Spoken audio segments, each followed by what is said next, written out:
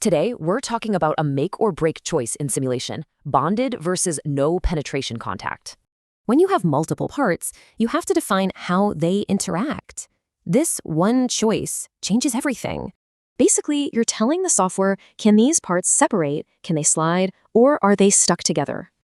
All right, let's start with the fast path. That's bonded contact. Yeah, think of it as superglue for your simulation, a permanent connection, just like a weld. This software basically treats them as one single part. They can't separate, they can't slide, ever. Now, this is the key. It has a massive effect on how the solver works. Since the stiffness doesn't change, the problem is linear. The solver nails it in one single shot. And the result? A super fast, super efficient solution. But what if your parts aren't glued together? This is where no penetration contact comes in. Think parts that touch, separate, or slide. This real-world behavior creates a huge headache for the solver.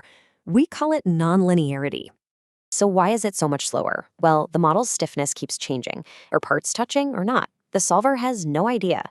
The solver is basically in a loop. Solve, check, and resolve, over and over again until it's right. And every single one of those loops, it costs you time and computing power, a lot of it. So let's put them side by side.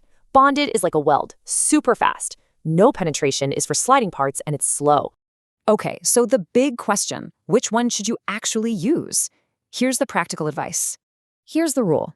Start simple. Use bonded first. Only add complexity where you absolutely have to. Ultimately, it's about this trade-off. Knowing when to choose speed versus realism is what makes you a great analyst.